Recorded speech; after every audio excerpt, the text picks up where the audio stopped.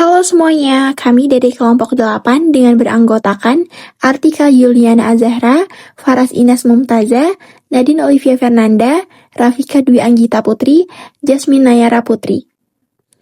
Pada kesempatan kali ini, kami akan membahas mengenai proses transkripsi dan translasi dalam biologi molekuler, dua proses penting yang menjadi dasar pembentukan protein di dalam sel. Yuk, langsung aja kita simak video presentasi dari kelompok kami. Definisi DNA. DNA adalah molekul penyimpanan informasi genetik yang terdapat di dalam inti sel makhluk hidup. DNA terdiri atas dua untai yang berpilin membentuk struktur double helix, dengan setiap untainya tersusun dari nukleotida yang terdiri atas gugus fosfat, yaitu gula deoksiribosa dan basa nitrogen, seperti adenin, timin, guanin, serta sitosin. Urutan basa nitrogen pada DNA berfungsi sebagai kode genetik yang menentukan sifat dan fungsi biologis suatu organisme, termaksud dalam proses pembentukan protein. DNA berperan penting sebagai cetak biru atau panduan bagi seluruh aktivitas sel, seperti pertumbuhan, perkembangan, dan reproduksi. Definisi protein. Protein adalah senyawa kompleks yang tersusun dari rantai panjang asam amino yang dihubungkan oleh ikatan peptida. Protein berfungsi sebagai komponen struktural dan fungsional utama dalam tubuh makhluk hidup. Protein memiliki berbagai peran penting, antara lain sebagai enzim yang mempercepat reaksi kimia, hormon pengatur, aktivitas fisiologis, antibodi dalam sistem kekebalan tubuh, serta komponen struktural seperti kolagen dan keratin. Struktur dan fungsi setiap protein ditentukan oleh urutan asam amino yang tersusun berdasarkan informasi genetik yang terdapat dalam DNA. Dengan demikian, DNA berperan sebagai sumber informasi, sedangkan protein merupakan hasil akhir yang menjalankan fungsi biologis dalam sel. Fungsi transkripsi dan translasi. Transkripsi dan translasi merupakan dua tahap penting dalam sintesis protein, yaitu pembentukan protein berdasarkan informasi genetik dari DNA. Pada tahap transkripsi yang terjadi di inti sel, DNA berperan sebagai cetakan untuk membentuk mRNA dengan bantuan enzim RNA polimerase yang menyusun basa nitrogen secara komplementer, yaitu A dengan U dan G dengan C. mRNA ini kemudian membawa salinan kode genetik dari DNA keluar menuju ribosom di sitoplasma. Selanjutnya, translasi berlangsung di ribosom untuk menerjemahkan urutan kodon pada mRNA menjadi urutan asam amino penyusun rantai polipeptida. Dalam proses ini, tRNA membawa asam amino sesuai kodon, dan sementara rRNA membantu pembentukan ikatan peptida. Setelah semua kodon diterjemahkan, rantai polipeptida akan melipat dan termodifikasi menjadi protein fungsional. Dengan demikian, transkripsi berfungsi menyalin informasi genetik, sedangkan translasi menerjemahkannya menjadi protein yang berperan penting dalam fungsi biologis sel. Pada slide ini, kita akan membahas proses transkripsi, yaitu tahap awal dalam ekspresi gen di mana informasi genetik dari DNA disalin menjadi RNA, khususnya mRNA atau messenger RNA. Proses ini terjadi di inti sel atau nukleus pada sel eukariot. Tujuan utamanya adalah untuk menyalin informasi genetik dari DNA agar bisa diteruskan ke ribosom, tempat sintesis protein berlangsung. Sekarang mari kita lihat tahap pertama dari transkripsi, yaitu inisiasi. Proses inisiasi dimulai ketika enzim RNA polimerase menempel pada promotor, yaitu bagian spesifik dari DNA yang berfungsi sebagai titik awal transkripsi. Penempelan ini dibantu oleh beberapa faktor transkripsi seperti TF2D, TF2B, TF2E, TF2F, dan TF2H. Setelah itu, DNA membuka sebagian pilinannya untuk membentuk transcription bubble, yaitu daerah kecil tempat RNA polimerase bisa mulai membaca cetakan DNA. DNA polimerase kemudian mulai menyintesis RNA berdasarkan untai cetakan DNA atau template strand dengan arah dari 3 aksen ke 5 aksen. Catatan penting, untuk DNA yang tidak digunakan disebut coding strand, sedangkan template strand adalah untai yang digunakan untuk membuat RNA. Sekarang kita lanjut ke tahap berikutnya dari proses transkripsi, yaitu elongasi dan terminasi. Tahap yang kedua yaitu elongasi. Setelah RNA polimerase menempel pada promotor dan proses inisiasi selesai, enzim ini mulai bergerak sepanjang gen. Selama pergerakan ini, RNA polimerase menyusun untai RNA baru dengan arah dari 5 aksen ke 3 aksen. Setiap basa pada DNA template akan dipasangkan dengan basa komplementernya pada RNA. Adenin pada DNA berpasangan dengan urasil pada RNA, timin berpasangan dengan adenin, dan guanin berpasangan dengan sitosin. Hasilnya terbentuklah rantai mRNA yang memanjang dan perlahan keluar dari kompleks DNA RNA polimerase. Sekarang, mari beralih ke tahap berikutnya, yaitu tahap terminasi. Tahap ini dimulai ketika RNA polimerase mencapai daerah terminator, yaitu bagian ujung gen yang menandai akhir proses transkripsi. Begitu sampai di terminator, prosesnya berhenti. RNA polimerase melepaskan mRNA baru yang telah terbentuk dan DNA kembali menggulung membentuk heliks ganda seperti semula.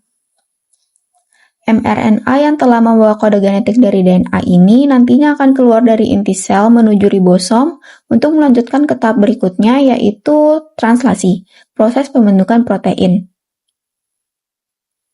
Di sisi kanan slide, kalian bisa melihat ilustrasi prosesnya, yaitu langkah pertama, RNA polimerase menempel pada promotor. Kedua, RNA polimerase bergerak menyusuri template strand dan membentuk untai RNA baru. Dan ketiga, transkripsi berakhir ketika enzim mencapai terminator, yaitu sinyal penghentian pada DNA.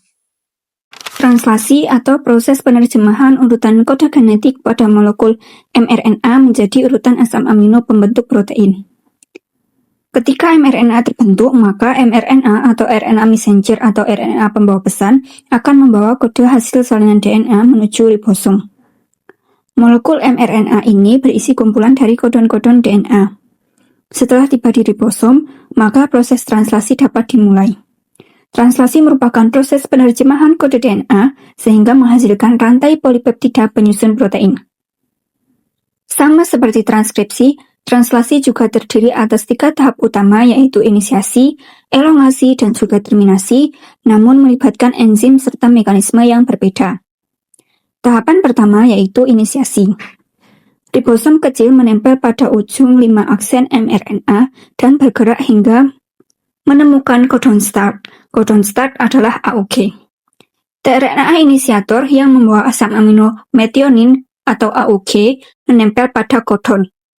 Subunit besar ribosom bergabung membentuk kompleks ribosom lengkap dan siap memulai sintesis. Tahapan setelah inisiasi adalah elongasi. Ribosom bergerak sepanjang mRNA dari arah 5 aksen menuju 3 aksen. Pada tahapan ini, kodon yang dibawa oleh mRNA akan diterjemahkan atau dibaca menjadi asam amino. Kemudian masing-masing asam amino akan digabungkan dengan tRNA. Ikatan peptida terbentuk antar asam amino dengan bantuan enzim peptidil transferase. Rantai polipeptida bertambah panjang seiring dengan pergerakan ribosom. Tahapan translasi terakhir adalah terminasi. Proses translasi berakhir ketika salah satu codon stop bertemu dengan ribosom. Adapun codon stop ada 3, yaitu UAA, UAG, dan juga UGA. Tidak ada tRNA yang cocok dengan codon ini, sehingga release factor atau RV membantu melepaskan rantai polipeptida yang sudah selesai. Setelah itu, subunit ribosom terlepas dari mRNA dan siap untuk digunakan kembali untuk translasi berikutnya. Hubungan transkripsi dan translasi. Hubungan transkripsi dan translasi dibagi menjadi 5 hubungan. Yang pertama, hubungan dasar. Hubungan dasar transkripsi menghasilkan mRNA sebagai cetakan bagi translasi. Translasi tidak dapat terjadi tanpa hasil dari transkripsi.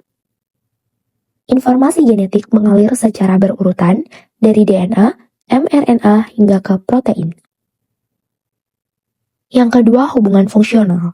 Jumlah dan jenis mRNA dari transkripsi menentukan jenis dan jumlah protein yang terbentuk saat translasi. Efisiensi translasi dipengaruhi oleh stabilitas mRNA dan ketersediaan tRNA. Yang ketiga, hubungan struktural dan waktu.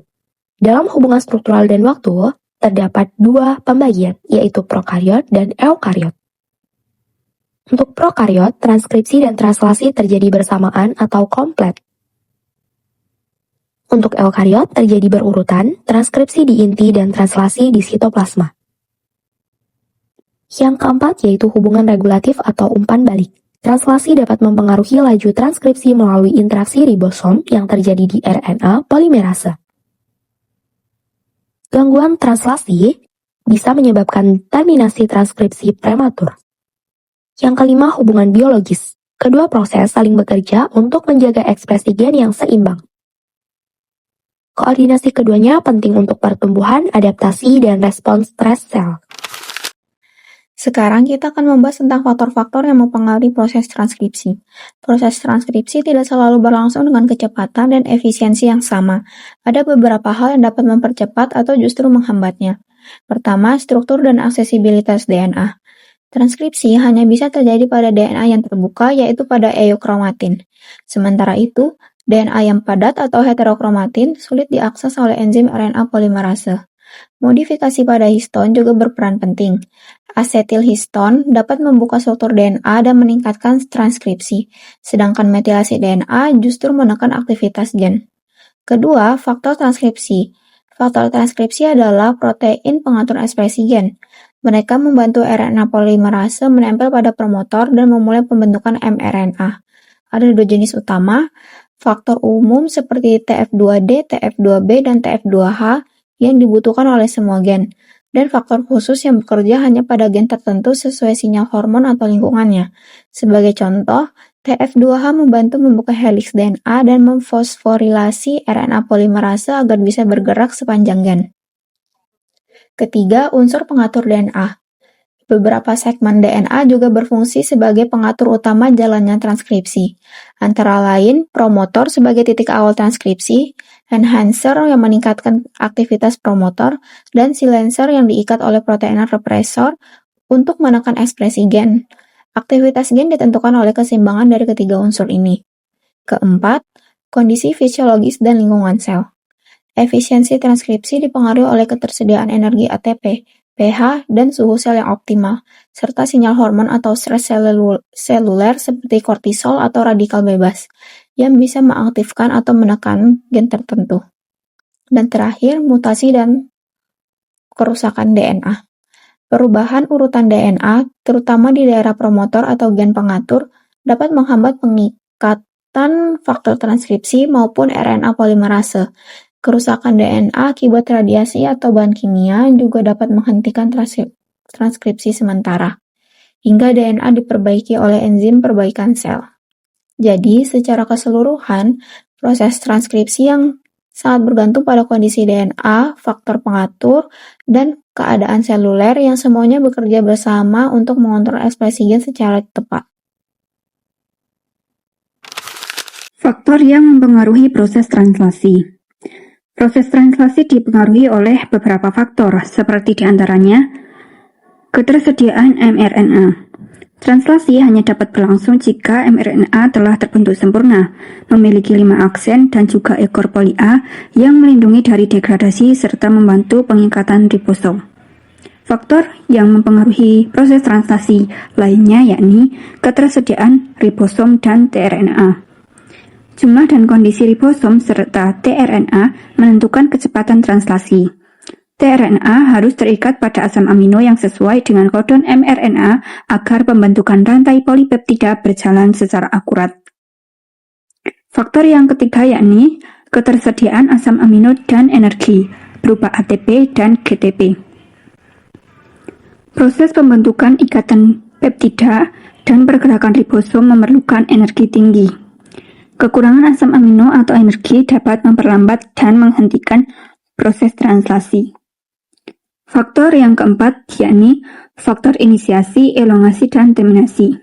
Protein pengatur seperti initiation factor, elongation factor, dan release factor membantu setiap tahap translasi agar berlangsung secara efisien dan tepat.